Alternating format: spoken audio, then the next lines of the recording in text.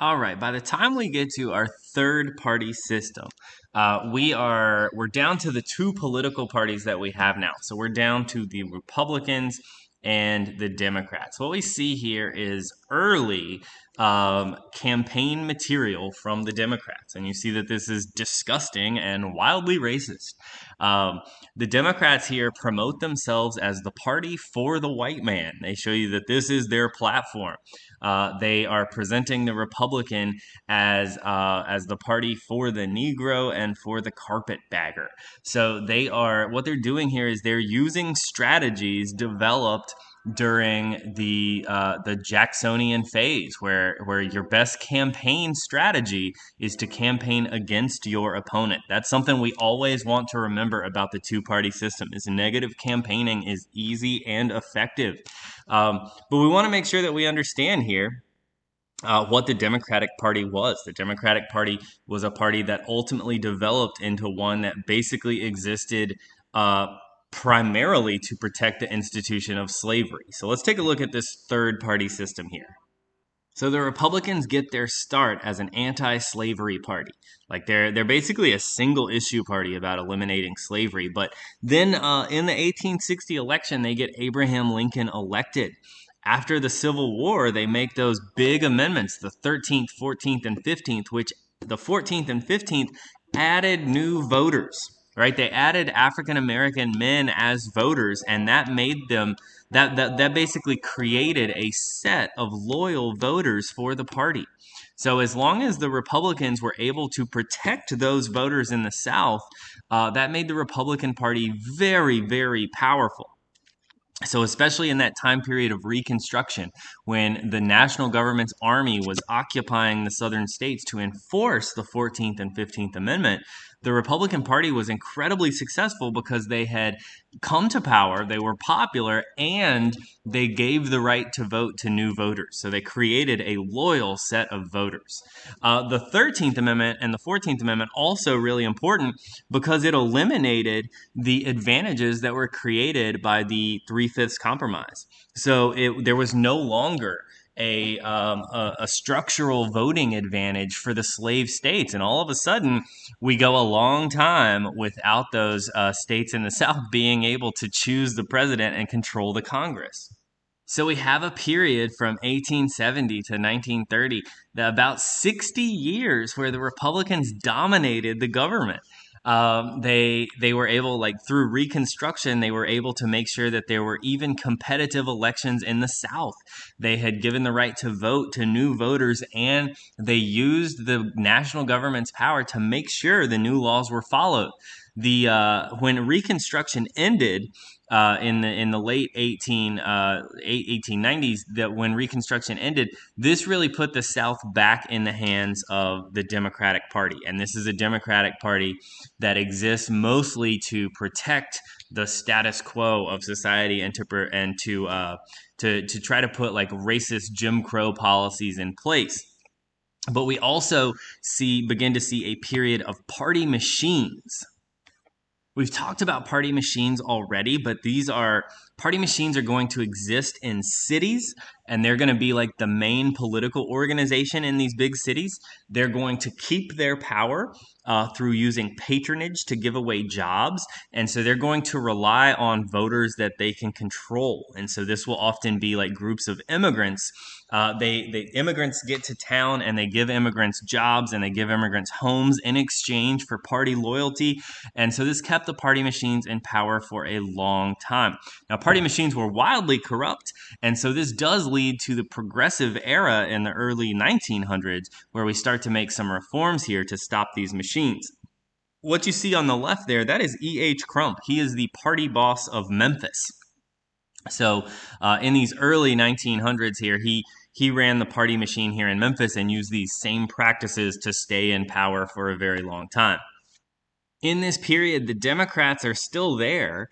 They're still dominated by like Southern white people, but they're mostly concentrated in the South. The Democrats in northern areas rely a lot on the support of like labor unions and immigrants and all of this stuff. But Democrats just aren't very successful. One of the few there is Woodrow Wilson over there on the left. And he is an important president for steering the United States through World War I and all of that, but he's also wildly racist. He's the first person to actually segregate the national government and put a bunch of policies in place that reflected the policies passed by southern states controlled by Democrats at the time. In this time period, starting right around 1900, with Reconstruction over and the Progressive era getting started, the Republican Party starts to change. So the coalitions that make up the party don't really change a lot. The party is still made up of a lot of business people in the North and particularly of African Americans in the South. But the policy platforms begin to change, and the Republican Party tends to focus more on big business interests and about the government getting out of economic policy making.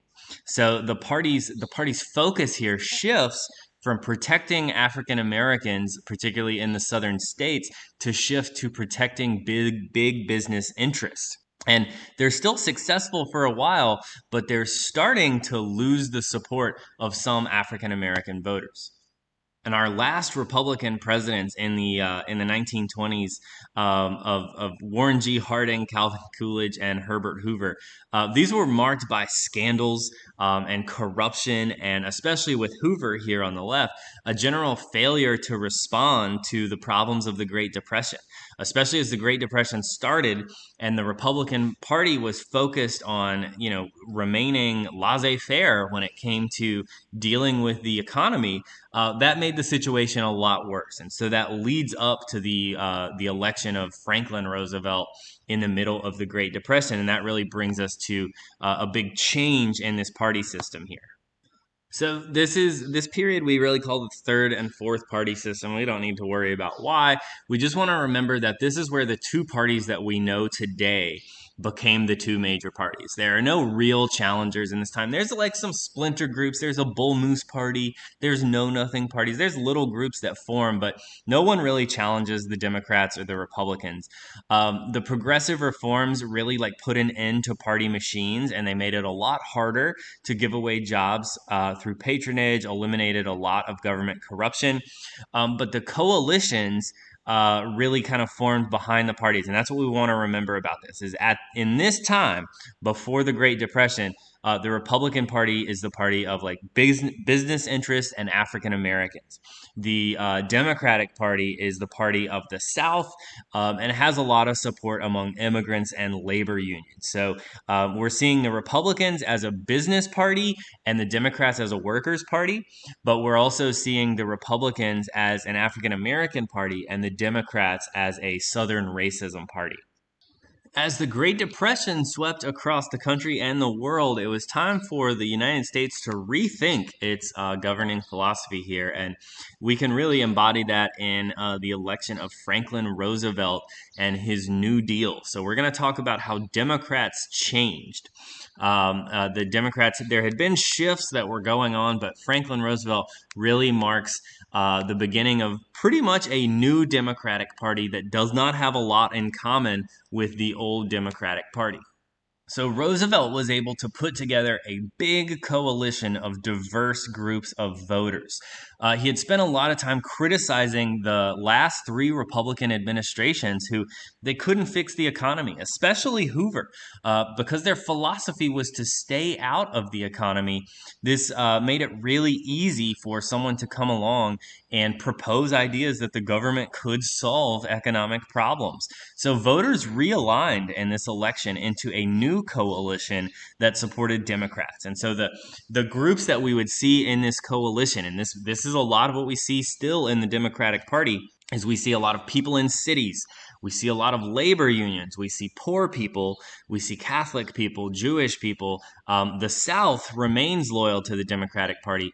Academics, and we're starting to see African Americans become loyal Democratic voting blocs because there are policies that are helping them, which is a thing that the Republican Party had been very good about after the Civil War, but had really lost interest in leading up to the 1920s and 30s. The Democratic Party that starts in the New Deal, we want to make sure that we understand it's very different than what the Democratic Party had been like. Remember, the Democratic Party had been the party that advocates for small government. In contrast, the Republican Party was the party advocating for more government power. What happens here is the Democrats kind of rethink how to compete in elections since they had been so unsuccessful for 60 years, and they start promoting what would basically be an idea of huge government. So the argument between small government and big government shifts into an argument of big government Republicans and huge government Democrats, and that's really the conflict that we're still having today. The Republicans are the party of small government, but it would definitely not be the small government of the 1800s. Democrats adjusted their philosophy by making sure that the government played a big role in economic planning. And that includes, like we talked about, things like Social Security. Take money from some people and give it to other people so that everyone can function. Over those last 30 years, from 1900 to 1930, the Republican Party had really shifted away from supporting the larger national government because they wanted to make sure they could protect the business interests. These Democrats under FDR were really successful, and they end up dominating all parts of the government for a period of nearly 40 years. So from 32 to 68, the Democrats really in charge of a lot and really change what the government does. The only time the Republicans win the presidency during this window is by running Dwight Eisenhower, who's basically the most famous man in the world for winning World War II. And in fact, he didn't have any party allegiance at all. Both the Democrats and the Republicans were trying to get him to be their nominee. But in this time period, the Democrats really expand the role of the federal government, especially in economic planning and in building a welfare state to help take care of people in need. And so it kept creating programs that gave benefits to new people, which made more and more people join its coalition and be loyal to the party. And then since 1968, we're in a period that basically is characterized by divided government. So we're going to be talking a lot about the president and Congress alternating party control in a way where most of the time we have a president from one party and a Congress controlled by the other party. Big example of that here during the Clinton era. We have a Democratic president, Bill Clinton, but both houses are controlled by the Republicans. And so it's an era of either compromise or a lot of gridlock. So here's President Clinton in the middle. On the left, we have Newt Gingrich, who's the Speaker of the House. And on the right, we have Bob Dole, the Senate Majority Leader. You guys know what divided government means. We see the picture there of Democratic Speaker of the House Nancy Pelosi and Republican President Donald Trump fighting with each other about policy preferences. We're talking about when the presidency and the Congress are controlled by different political parties. What's happened in this era is that voters are a lot less loyal to one party. Voters are likely to vote for a Republican sometimes and a Democrat other times. They're likely to vote for a Republican and a Democrat in the same election. So you might send a Democrat to be the president, but a Republican to Congress. There was a lot of that in the 2020 election. Donald Trump got a lot less votes than Republicans running for Congress. And so that shows us that voters out there are electing a Democratic president and choosing Republican members of Congress. So there's going to be a lot of policy gridlock in this period because it requires a lot more compromise. Democrats in this period haven't really changed much from their philosophy during the New Deal. They tend to advocate for more social welfare policies. They want to advocate for policies that help the groups in their coalition. So think back to that coalition. It's cities, it's poor people. It turned into a lot of African American voters. It's all sorts of different groups. And so they advocate for policies that help those groups. Democrats are seen as the party of big government, and today they are the party full of liberals. The Republican Party really changed a lot in the 1960s because they had been unsuccessful for so long. So we see a shift starting in 1964. This is Barry Goldwater on the left. You probably haven't heard of Barry Goldwater. He's a guy that ran for president and lost, but he is the beginning of a shift to a very conservative Republican Party. So he rejected the ideas of the New Deal. He was really, really opposed to government intervention in all sorts of things, and that included opposition to desegregation and opposition to the Civil Rights Act. So he was very unpopular as an individual candidate, but he really solidified the Republican Party as the party that's focus was on limiting government intervention, and that became successful under Richard Nixon. So Richard Nixon wins in 1968 after Kennedy and Johnson were in charge for a long time. He's our first Republican president since Eisenhower in the 50s. And he really, he used what he called a Southern strategy. Since the Democrats had passed the Civil Rights Act in 1964, and Southern Democrats, who were mostly racist and protective of Jim Crow policies and segregation, he knew those voters in the South were angry. And he attempted to increase the support of the Republican parties by appealing to those angry groups, appealing to racism after the Democrats had passed a law that would make its Southern supporters very angry. So Southern segregationists who had been loyal to the Democratic Party forever started to shift to the Republican Party. We also have George Wallace, who this is in 1968. He's sitting on the left of Richard Nixon here in the photo. He ran a campaign for president in 1968 based only on segregation, and he ended up winning the electoral votes of 5 Southern states. So this was a very big issue in the late 60s and early 70s that caused party loyalties to shift. And what we've seen in this period, like this whole time period since 1968, is only once has the same political party won 3 presidential elections in a row. That's Reagan, Bush in the 1980s. New presidents tend to be very popular, but their party tends to suffer in their first midterm election. So that was true of President, like what we see here. We see President Clinton and President Reagan. True of both of them, they lose a lot of seats in their midterm election because voters want them in office, but then after a couple of years, voters are ready to shift power back to the opposition party. So voters tend to prefer a divided government where it forces some compromise between these two parties. And also during this era, we've seen a general shift to the right by both parties. So starting with Barry Goldwater, and especially through Richard Nixon and Ronald Reagan, the Republican Party really shifted in the conservative direction. Ronald Reagan was very, very popular, and he solidified Republican loyalty for like a whole generation of voters. Ronald Reagan is still seen as like the most popular person ever in the Republican Party, and he was very, very conservative compared to the Republicans of a couple of decades before. In response, even Democrats in this era rarely advocate for the kind of like liberal welfare programs that were part of what they passed in the New Deal and in the 1960s. Bill Clinton's policies, if we look at them on a list, we would assume Bill Clinton to be a Republican based on the kind of policies that he passed. So both parties shifted into a really more of a conservative framework of government. And it's only now in the like late 2010s and into the 2020s that we might see that changing. All right, so now we've got a great idea of what our party system was like over the course of the 1900s and early 2000s.